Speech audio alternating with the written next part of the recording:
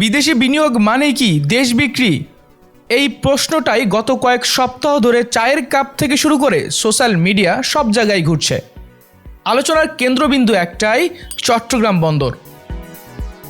একদল বলছেন বিদেশিদের হাতে বন্দর তুলে দিলে দেশের সার্বভৌমত্ব হুমকির মুখে পড়বে। আবার সরকার বলছে এটা দেশের অর্থনীতির জন্য গেম চেঞ্জার হবে। কিন্তু সত্যি কি আবেগের আড়ালে অন্য কোনো বাস্তবতা লুকিয়ে আছে? এই প্রশ্নের উত্তর খুঁজতে হলে আমাদের একটু পেছনে ফিরে তাকাতে হবে। ঢাকার যানজট কমাতে তৈরি হওয়া ঢাকা এলিভেটেড এক্সপ্রেসওয়ে, এটি চীনের সহযোগিতায় তৈরি হয়েছে। তখন কেউ বলেনি দেশ বিক্রি হয়ে গেছে।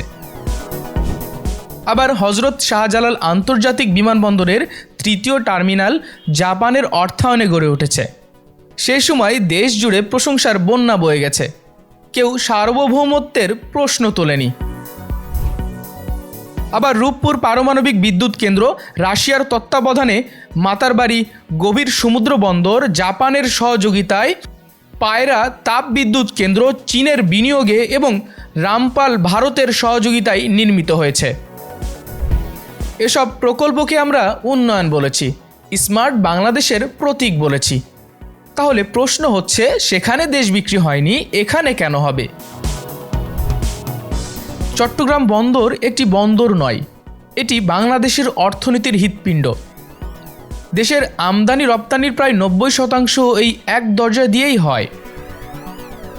প্রতিদিন হাজার হাজার কোটি টাকার পণ্য ওঠানামা করে এখানে। এটি দেশের সবচেয়ে লাভজনক প্রতিষ্ঠানগুলোর একটি, অর্থাৎ যাকে বলা যায় অর্থনীতির সোনার খনি। এখন প্রশ্ন হলো, বিদেশি অপারেটর এলে আসলে কার লাভ কমে যাবে? রাষ্ট্রের নাকি সেই গোষ্ঠীর যারা বছরের পর বছর এই ব্যবস্থাপনার দুর্বলতা পুঁজি করে নিজের পকেট ভারী করেছে? বন্দরের ভেতরের বাস্তবতা জানেন এমন সবাই একটি শব্দের সাথে পরিচিত, syndicate. Loading, unloading, clearing, forwarding, container ছাড় সবখানেই বছরের পর বছর ধরে শক্তিশালী কিছু ব্যবসায়ী গোষ্ঠী এবং রাজনৈতিক ছত্রছায়ার নিয়ন্ত্রণ রয়েছে। কৃত্রিম জট তৈরি করা, কন্টেইনার আটকে রাখা, ধাপে ধাপে ঘুষ নেওয়া, এসব যেন অলিখিত নিয়মে পরিণত হয়েছে। এখন যদি বিশ্বমানের কোনো বিদেশি অপারেটর আসে যারা পুরো সিস্টেম অটোমেশন, ডিজিটাল ট্র্যাকিং আর স্বচ্ছ ব্যবস্থাপনার মাধ্যমে বন্দর পরিচালনা করে, তাহলে কি হবে? তখন ঘুষের রাস্তা বন্ধ হয়ে যাবে, কৃত্রিম জট তৈরি করা যাবে না, সিন্ডিকেটের অস্তিত্ব প্রশ্নের মুখে পড়বে। তাই আজ যে বিরোধিতা দেখা যাচ্ছে তা কি সত্যিকারের দেশপ্রেম, নাকি নিজেদের অবৈধ সুবিধা রক্ষার শেষ চেষ্টা? আমাদের মানসিকতার মধ্যে একটি গভীর দ্বিমুখিতা আছে। যেমন আমরা যখন আমাদের মানুষগুলোকে বিদেশে পাঠাই, তারা সেখানে গিয়ে বড় কোম্পানিতে কাজ করে, রেমিটেন্স পাঠায়, তখন আমরা গর্ব করি। বিদেশে বড় চুক্তি হলে আমরা বলি এটি বাংলাদেশের সুনাম। কিন্তু দেশের ভেতরে বন্দরের অপারেশন উন্নয়নের জন্য বিদেশি ব্যবস্থাপনার কথা উঠলেই আমাদের ভেতরে দেশপ্রেমের ঢেউ উঠে যায়।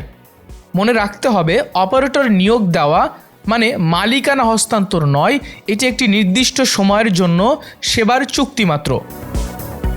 নির্দিষ্ট সময় শেষে অপারেটর চলে যাবে, কিন্তু প্রযুক্তি, দক্ষতা আর আধুনিক ব্যবস্থাপনা দেশের কাছেই থেকে যাবে। এই আলোচনা শুধু চট্টগ্রাম বন্দরেই সীমাবদ্ধ থাকা উচিত নয়। আমাদের আন্তর্জাতিক বিমানবন্দরগুলোর দিকে তাকান, বিশেষ করে ঢাকার বিমানবন্দর।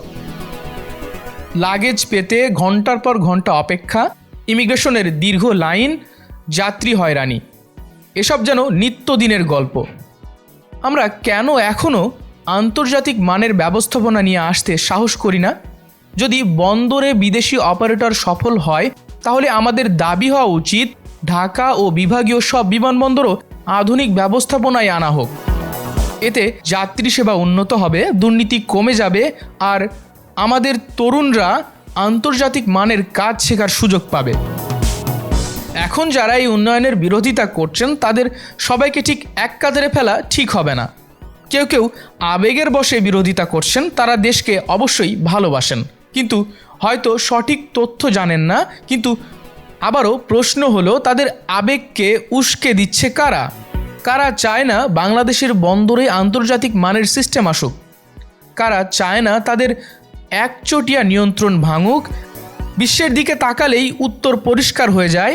সিঙ্গাপুর পোর্ট, দুবাইয়ের জেবেল আলী, মালয়েশিয়ার পোর্ট ক্লাং এগুলো বিশ্বসেরা কেন? কারণ তারা দক্ষ ও আন্তর্জাতিক মানের অপারেটরের হাতে দায়িত্ব দিয়েছে। আমেরিকা, ব্রিটেন এমন অনেক দেশেই বিদেশি কোম্পানি বন্দর চালায়। তাতে কি তাদের সার্বভৌমত্ব হারিয়ে গেছে? না, বরং তাদের বাণিজ্য বেড়েছে, অর্থনীতি শক্তিশালী হয়েছে। শেষ পর্যন্ত একটি কথাই সত্য, দেশ বিক্রি জমি দিয়ে হয় না, দেশ বিক্রি হয় দুর্নীতি দিয়ে। দেশ বিক্রি হয় সিন্ডিকেট দিয়ে, যারা জনগণের পকেট কেটে নিজেদের সাম্রাজ্য গড়ে। যদি বিদেশি প্রযুক্তি এবং স্বচ্ছ ব্যবস্থাপনা আমাদের পণ্যের আমদানি রপ্তানি খরচ কমায়, যদি দুর্নীতির লাগাম টানে, তাহলে সেটাই প্রকৃত দেশপ্রেম। আবেগ দিয়ে নয়, যুক্তি দিয়ে ভাবা প্রয়োজন। চট্টগ্রাম বন্দরের অপারেশনের দায়িত্ব কোনো বিদেশি কোম্পানিকে দিলে দেশ যাবে না, কিন্তু সিন্ডিকেটের হাতে থাকলে এই দেশের অর্থনীতি নিশ্চিতভাবেই পিছিয়ে যাবে। সিদ্ধান্ত এখন জনগণের।